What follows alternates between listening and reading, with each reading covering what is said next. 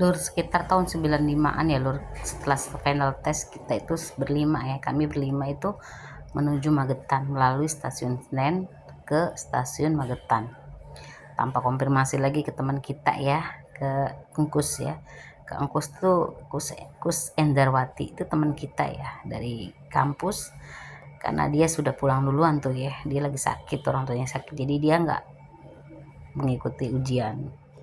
Terus kami karena sahabat bestie ya, kita berlima itu, saya, terus Sai, terus Pina, Bila, terus ya bareng-bareng lah menuju ke situ ya.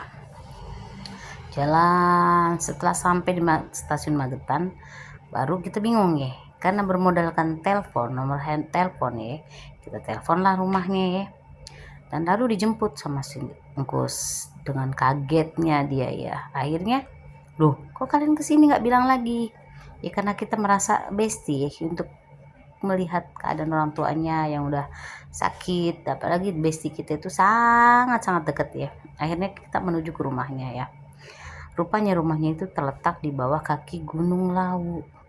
Suasananya asri, adem banget, pokoknya nyaman pul ya. Kita menuju ya, berlima itu kita happy, kayaknya senang banget. Rencana kita itu untuk seminggu di situ ya, menghabiskan waktu seminggu ya.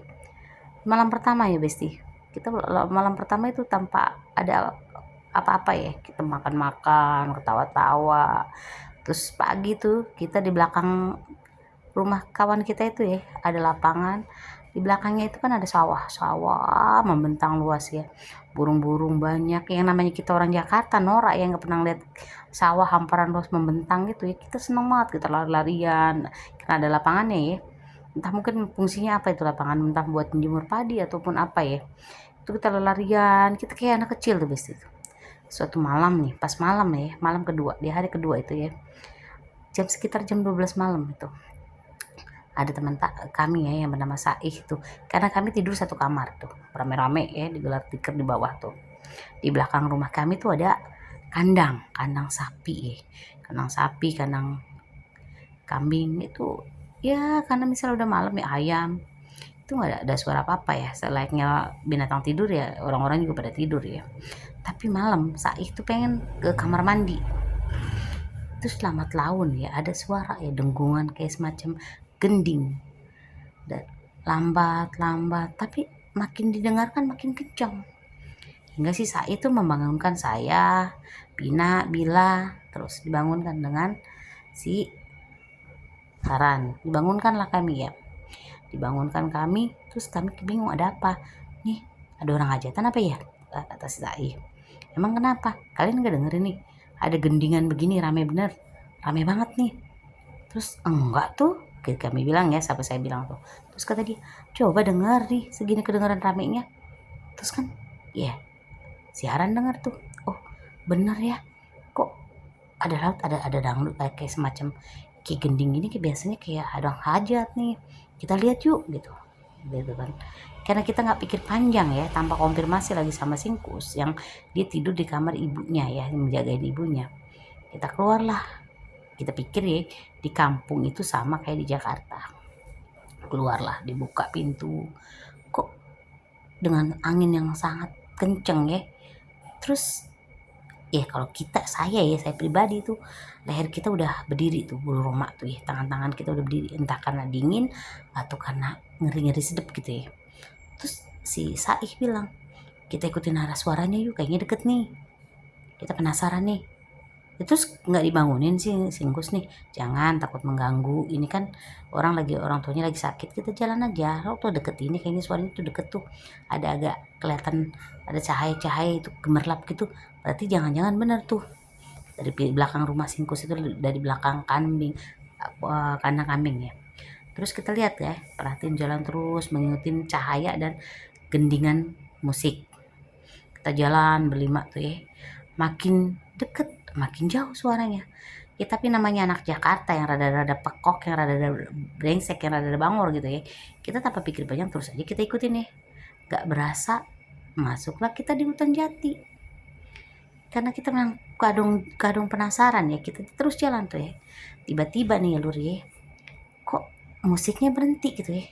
Kita tanpa pikir panjang kita bermuka berempat tuh, kayak kita bawa senter sih, kita tengok-tengok kan, kok musiknya berhenti ya, ada apa nih, apa sudah habis gitu kan. Kata teman lagi si Pina bilang, iya iya kok bulu kuduk saya berinding ya katanya. Terus kata kita bilang, sama aku juga merinding nih. Terus setelah batu ya, ada sayup-sayup, ada bunyi-bunyi gitu, berisik kerubuk. Oh itu kali ini udah orang beberes-beres. Udah kita tangurong kandong udah kandong deket ya, kita deketin aja dah. Itu kita nggak sadar itu ya, antara bodoh sama goblok gitu ya. Itu kan hutan ya, hutan kecil ya boleh dibilang, dengan pohon yang lumayan tinggi ya, walaupun gak padat kayak seperti hutan-hutan belantara lain. Nah itu mungkin hutan kampung kali ya. Kita lurus ke jalan tuh, lama-lama ya lur, terus kita nggak sadar gitu ya, ada bapak-bapak tuh, bapak-bapak ya udah tua banget, dia bentak kami, ngapain kalian di sini. Terus kita pakai bahasa Jawa ya, yang Jawa banget ya. Ya kebetulan ya, walaupun kita bukan orang Jawa, tapi sedikit banyaknya kita paham ya, karena si Ingkus itu kan sering ngomong Jawa di depan kita gitu kan. Terus enggak, kayak itu kita mau lihat orang hajat, pulang kalian gitu kan. Kita dibentak gitu pakai bahasa Jawa ya. Terus aku bilang, ya kita udah deket, kamu mau mati apa mau hidup. Nah kita kan begitu dibentak itu kan kita takut ya sih. Akhirnya, oh enggak pak, kita cuman mau lihat doang pak. Terus pulang, kamu lurus pulang katanya. Akhirnya kita tarik-tarikan tuh, udah ya pulang. Saya bilang gitu, udah ngapain kita, udah malam-malam nih, udah tengah malam kita nih. Ini kita berbalik tuh ya, jalan itu ya Allah Besti, bau banget Besti, tahu nggak ya, bau bunga kenanga gitu campur melati, nyembrang banget hidung itu. Kita antara udah mulai rada-rada takut, udah porno, udah pikiran kita udah gimana ya, kita mau ngomong agak berani ya, namanya tengah hutan ya, pohon banyak gede-gede gitu ya, takut, pikiran kita udah mulai takut tuh. Tampak di komando tuh Besti, kita perempuan tuh lari duluan, akhirnya berdua laki tuh lari juga ngejar kita tuh ya, lari kenceng-kencengan. Terus itu orang di kampung si Engkus itu pada nyari, rupanya pada nyari, kita udah lari, dia nyari bangunin warga nih. Akhirnya kita lari-lari tuh tergopo-gopo, dia bilang, Masya Allah, lulu orang dari mana, kata si Engkus ya. Kita bilang, gitu tadi ada degungan, kita yang gitu kirain ada orang hajatan, ke malam-malam ada bunyi gituan kan, kita penasaran mumpung di sini ya. Akhirnya si Engkus marah-marah, lu kalau masuk di daerah orang ya permisi dulu, nanya dulu, jangan main nengok aja, itu kalian lagi kemana, itu tengah hutan kagak ada orang, itu nggak ada apa-apa. Lu tapi kan tadi ada suara gendingan, kirain itu makan ada orang hajat ya kan, kita pengen tahu orang hajat itu kayak apa, kita kan ngeyel ya. Terus dia bilang, itu yang hajat makhluk halus, bukan orang hidup. Kaget dong kita ya. Terus kita, maksudnya gitu kan, udah masuk.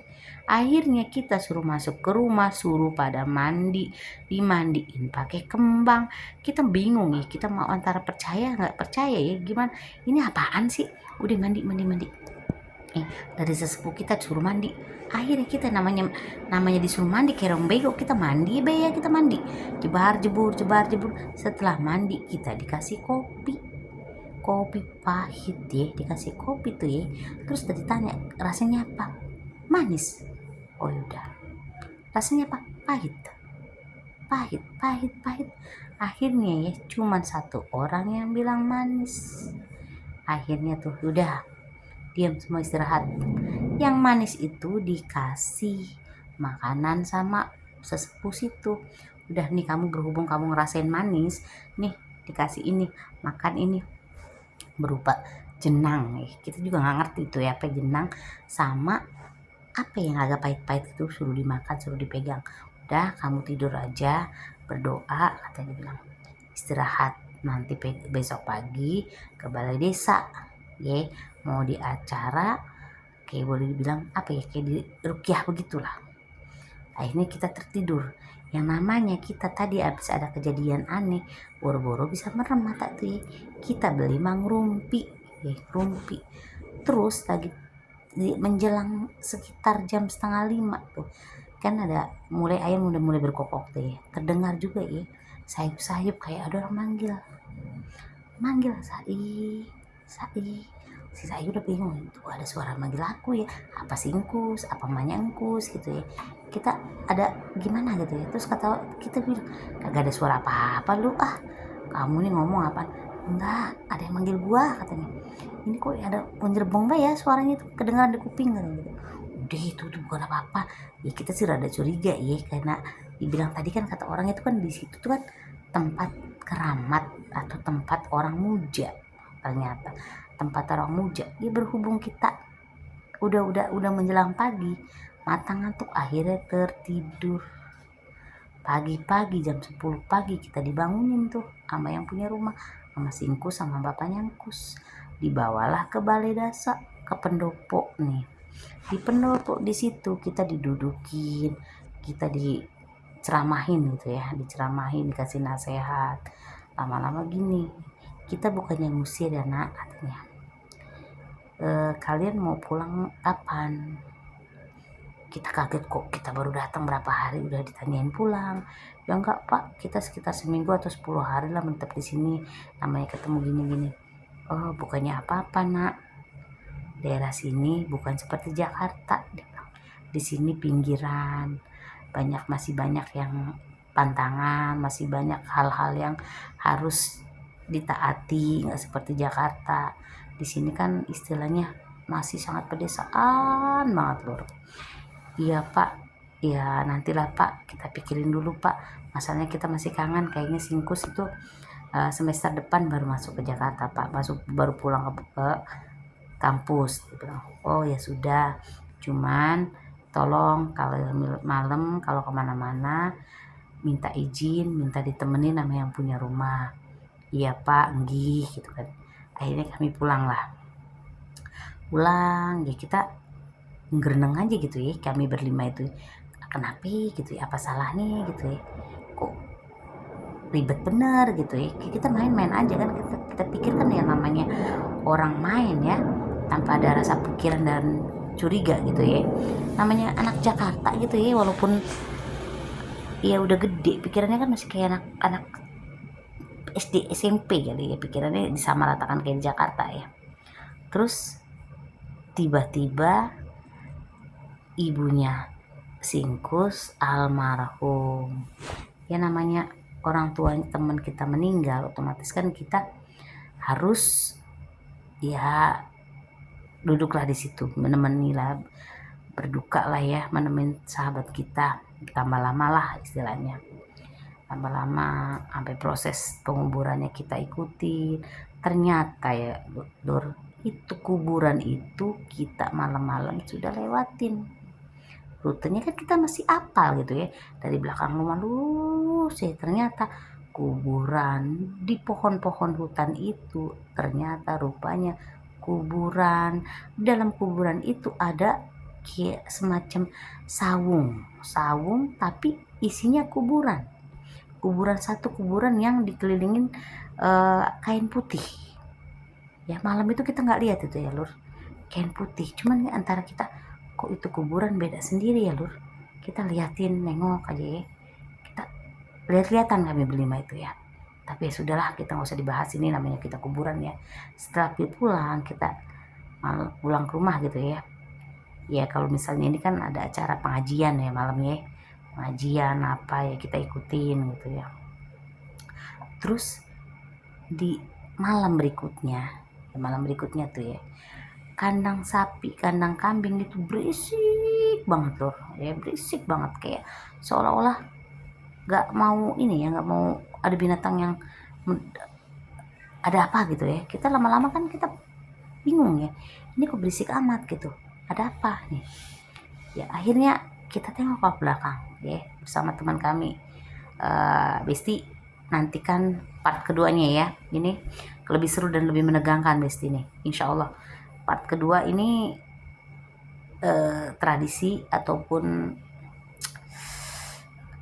apa ya kita bilang ya, karena emang agak sulit kita antar di luar nalar ya.